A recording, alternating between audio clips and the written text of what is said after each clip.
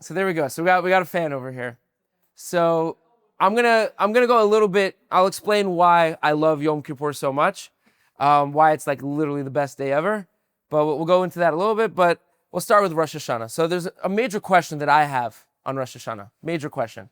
There's a machloket. There's an argument amongst the rabbis as to when the world was created. You have Rabbi Yeshua and you have Rabbi Elazar. And Rabbi Yeshua says that the world was created in Nisan. Right, Pesach time, 2 weeks before Pesach, that is when the world was created. And Rabbi Elazar says the world was created in Tishrei, right, in a couple of days, right, Monday night. Those are the two opinions. Who do you think the halakha is like? Who do we go by? Tishrei. Now, what are you basing that off of? You're basing it off of Rosh Hashana. What does Rosh Hashana mean? It means head of the year. It means the new year. So if Rosh Hashana is in a couple of days, it must be that we go by Rabbi Elazar. Turns out, we don't. Turns out, we go by Rabbi Yeshua, and the beginning of the year is actually Nisan, right? If you open up the Torah, it says when to keep Rosh Hashana. It says on the first day of the 7th month. Like what kind of, like, that's like doing, New Year's in July, right? It makes no sense that the world was created in Nisan. Have you ever heard of Birkat HaChama? Have you ever heard of Birkat HaChama? Have you heard of Kiddush Levana? Kiddush Levana is once a month. Every month when the moon does its full cycle, after 29 and a half days, we make a bracha on the moon. It's very, very, very, very special. That could be its whole shiur in itself. But Birkat HaChama is after the sun does a cycle, we bless the sun. That's only every 28 years. And it's on a Wednesday because the sun was created on day 4 of creation on a Wednesday. And the last time was in 2009. It's actually pretty cool. The last time was in 2009 by my bar mitzvah. I was born in April, so that's Nisan time.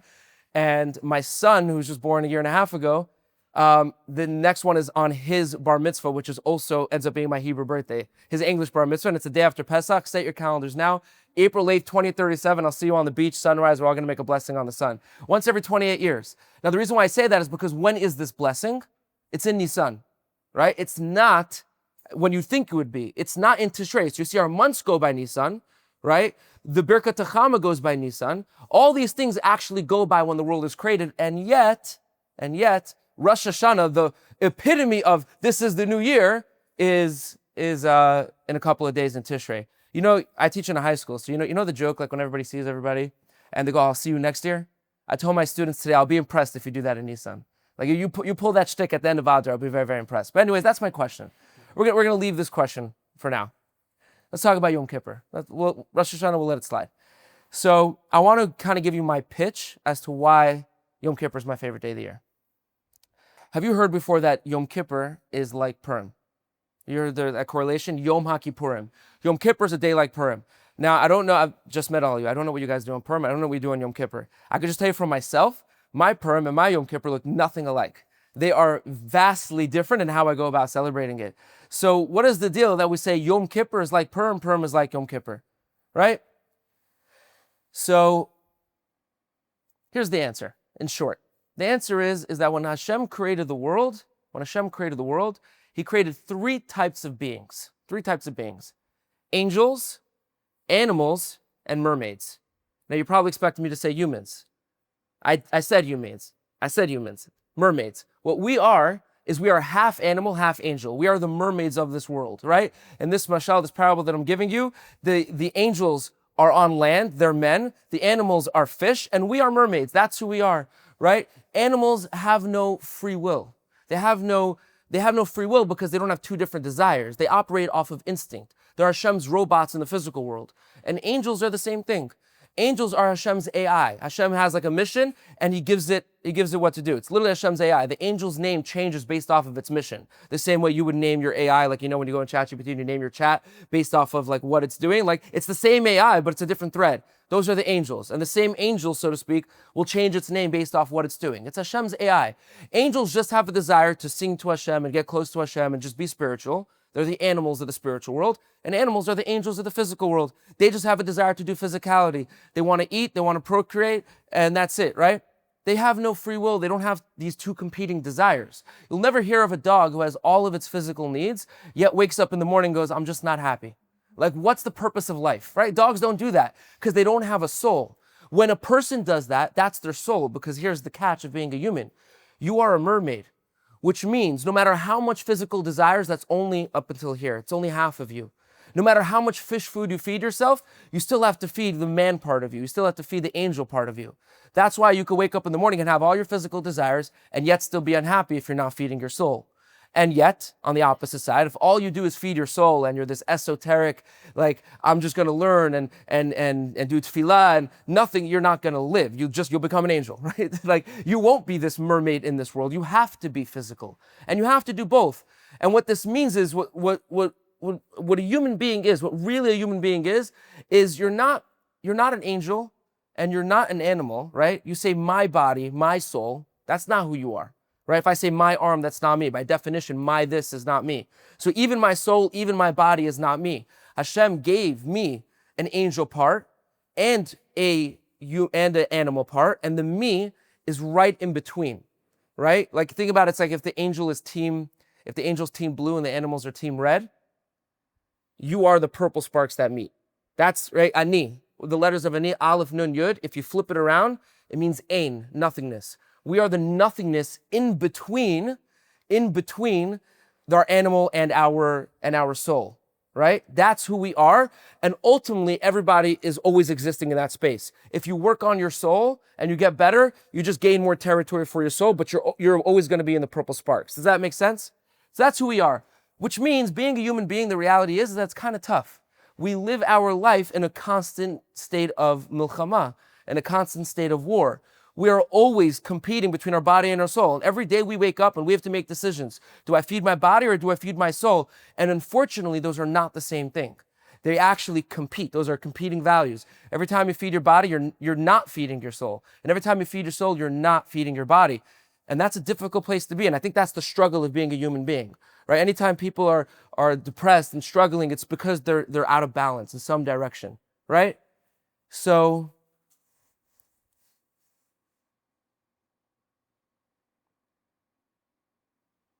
sorry, I just lost my train of thought. Let's see where I want to go from here. Any questions? We'll pause for questions. Any questions, anything I just said? Questions, comments, concerns, does it all make sense? Okay. So now, there are two mitzvot in the Torah, that are your body and your soul doing it together, right? Usually it's going against each other. There are only two mitzvot in the Torah, feel free to throw out guesses, in which your body and soul are actually doing it together. Beyachad, synergized, yeah. So no. So I understand what you're going for. There's a lot of mitzvot that you could say, but they're not synergized. They're like happening at the same, your body's just going along for the ride, so to speak, If that makes sense. Not that it's against your body, but I mean, there are two mitzvot in which your body and your soul enjoy it equally as much, or they're both enjoying it together. When you go to a mikvah, it's amazing for your soul. I wouldn't call it this like amazing experience for your body. It's not bad for your body. You're cool with it, but it's not like, So Shabbat. You ever wonder why food tastes better on Shabbat? It's because you're feeding more taste buds.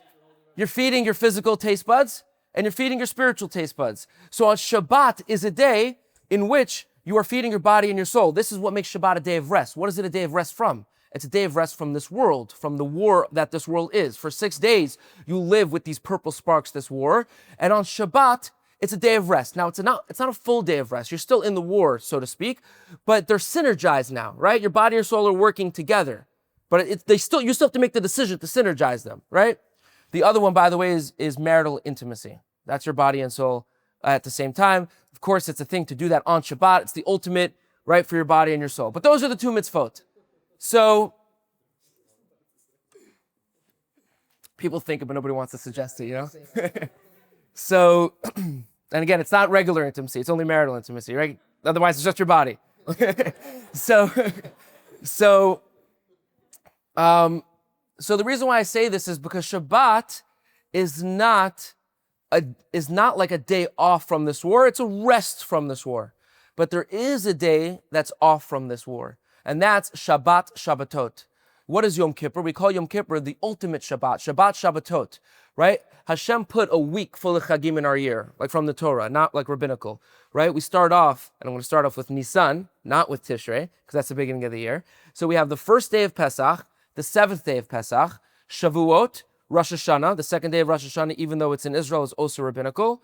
Then you have Sukkot, you have Shmini Atzeret, And those are your 6 chagim. Those are your 6 Shabbatot like Shabbat. But then you have Shabbat Shabbatot, which is Yom Kippur. That's the 7th day of these chagim. That's even more than the other 6, which means Yom Kippur is actually not a day in which your body and your soul are synergized. It's actually a day in which you have no body. It's a day in which you go full soul, right? Meaning, on Shabbat, it's a mitzvah to eat and drink because it's your body and your soul. On Shabbat, it's a mitzvah to have marital intimacy because it's your body and your soul. On Yom Kippur, you don't do marital intimacy, you don't eat food, you don't have leather, you don't do anything for your body, because what Yom Kippur truly is, sometimes people think of it as a sad day because every other fast day in the year is a sad day, that we are holding off food because we are sad. If you think that, you are sadly mistaken. Yom Kippur is the happiest day of the year. It's Yom HaKippurim, it's a day like Purim. Why is it the happiest day of the year?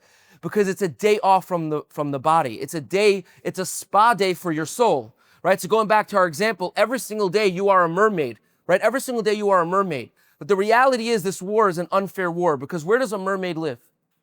In the water, right? We live in the ocean, right? We live in the physical world. For this mashal, the dry land is heaven. The angels are on dry land, and we are the mermaids, but we are stuck in the water. And all year we're just trying to get some spirituality. We're drowning in water. We could breathe, we could survive here, but we're trying to get above, right? We're trying to get our head above water, and the more work you do on yourself, the more spiritual you get. Maybe you'll even see some of the angels, right? Maybe you'll see some people standing above water. Maybe they'll even talk to you if you get to that level. But you're never getting out and going into that world, except on Yom Kippur. Yom Kippur, you're Ariel from The Little Mermaid. You get legs. For one day a year, you get legs and you go out into this world. That's why you say Baruch Shem Kavod Malchuto Lamed out loud, right? That's why we're wearing all white. On Yom Kippur, what you are doing is you are becoming an angel for the day. And it's a day off from the war. If you understand what Yom Kippur truly is, then you should be sad when you break it on Motzei Yom Kippur and you're making a mazonot on your cookie, because that cookie represents going back to the war, right? On Yom Kippur, it's a spa day. It's a 3-course meal. It's a day that your soul never gets all year. You're standing outside of the water. You're standing amongst the angels, and you're in Beit Knesset all day, giving your soul exactly what it wants. And there's no body dragging it down. There's no war that you have to fight. You are just locked in the whole day. And that is why it's my favorite day of the year. It's just the ultimate day off from this war, right? And I'll prove it to you in a couple of ways. The first way I'll prove it to you is, how is Purim like Yom Kippur, Yom HaKippurim? Well, Purim is a day, think about Judaism. Judaism, we're all about self-control, right? Like you ask like any rabbi, like, don't do this, don't do that, right? Like be balanced, be healthy. Comes to Purim and every rabbi is drunk and acting like an animal. Exactly, they're acting like an animal. Hashem says, if I'm going to give you a day to go full angel, where you come to me, right? All year you try to go towards Hashem. Hashem's on the dry land. And on Yom Kippur, you do the work to go out into dry land and be with Hashem, right? That's why you say Melech. You're going to his kingdom, right, on this dry land. Hashem says, if I'm going to give you a day to come to me, there's a day in which I'm going to come to you. And that's why Purim is the ultimate expression of Hashem's love. That's the president, that's the melech coming to play basketball with you, right? He's like, you on Purim, you're going full fish, and I'll meet you in the water. I'm coming down to you, and we're chilling, and we're getting drunk together, right? That's what makes Purim like Yom Kippur. Now, the reason why Yom Kippur is my favorite day of the year and not Purim is because I believe Purim is a fake day off from the war. It's a day off from the war in which you go full body, but it's this weird thing because all year, we don't need to work on going towards our body, right? We're mermaids. We exist in the water. The work is that we go towards the soul. On Purim, we go towards the body. We go into the dirt, the very bottom of the ocean. Hashem says, I'll meet you there. That's very difficult to pull. I think a lot of people, and very religious people, and very observant people, and very holy people, a lot of times their Purim doesn't end up being with Hashem. They're just fish, right? That's what ends up happening a lot. It's a lot harder to pull off Purim successfully, and maybe you'll have me back before Purim, and we'll try to talk about that. Though, like I could tell you, I've maybe had like 3 good ones. The Yom Kippur, it's knocked out of the park every year because Yom Kippur is so simple. Yom Kippur is a day off from the war. We always try to go towards Hashem. On Yom Kippur, we just do it without restraint. We're getting out of the water. We're not half fish. We're going out. We're singing amongst the angels, and it's just the best day ever, right? So that is my pitch for Yom Kippur, and I'll give you another proof. If you're going to have a day in which you're going to go full body or a day in which you're going to go full soul, the best way to prepare for it is to feed the other part a little bit first.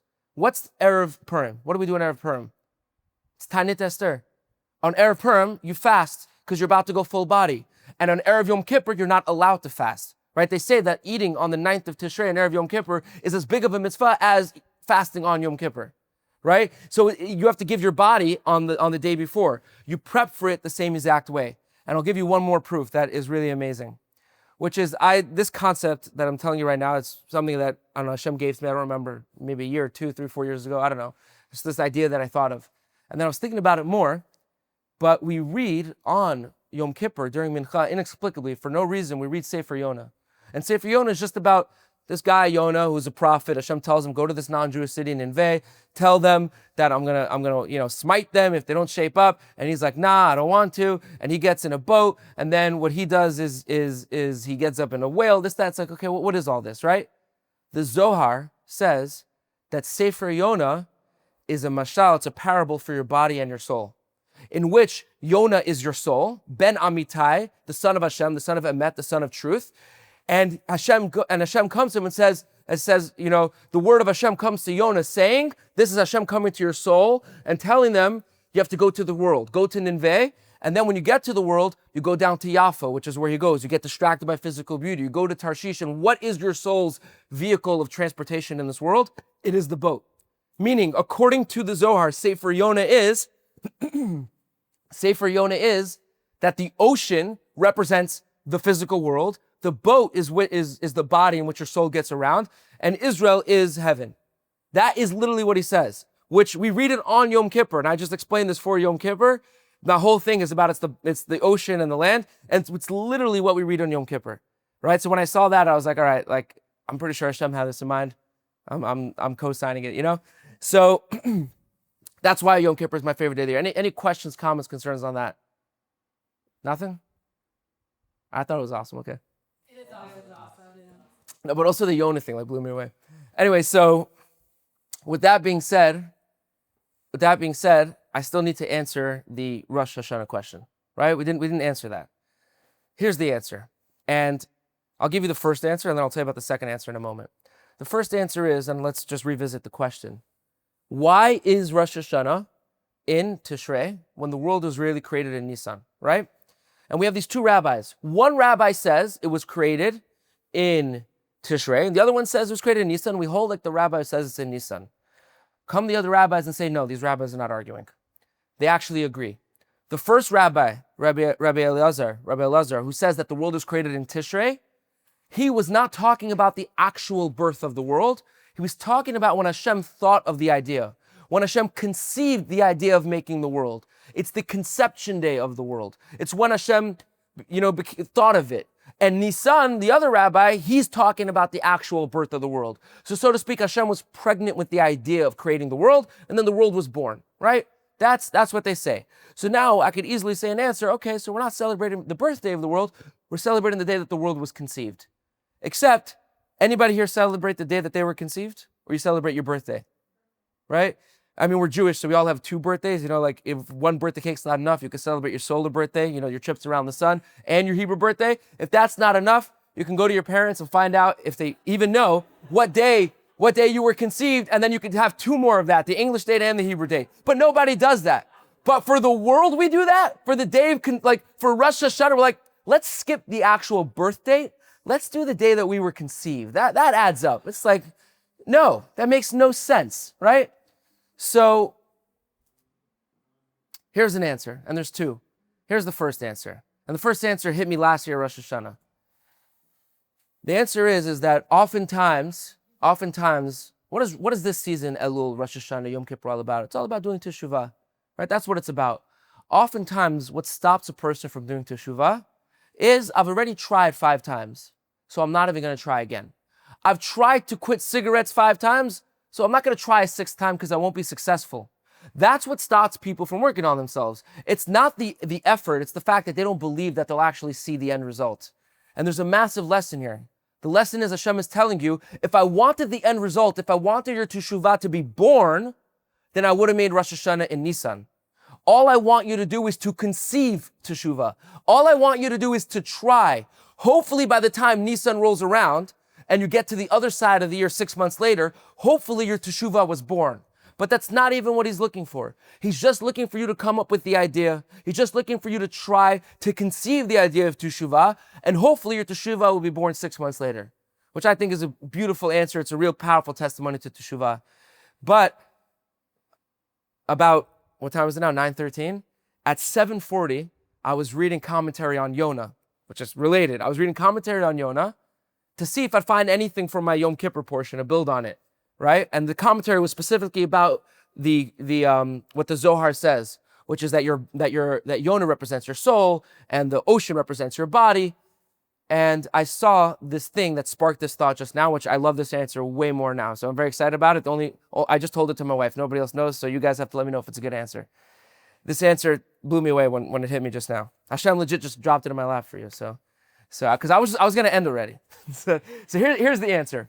The second answer, which we all heard of the concept that on Rosh Hashana, Hashem allocates the amount of money that you're going to make for the year, right? Hashem, have you heard that concept? On Rosh Hashana, Hashem says, you are going to make $100,000 this year, right? So what does that practically mean? What that means is whether or not you work 1 job or 2 jobs or 4 jobs or whatever, you are going to make the same amount of money, right? Now, Hashem says you have to go do your shtadlut. You can't just sit there, right? Right? Maybe the money's on somewhat of a condition of you have to hit, your shtadlut. But the point is the money that you made was allocated for you, right? With that logic, if a person is in the middle of the year and they say to themselves, they have the opportunity to steal $30,000.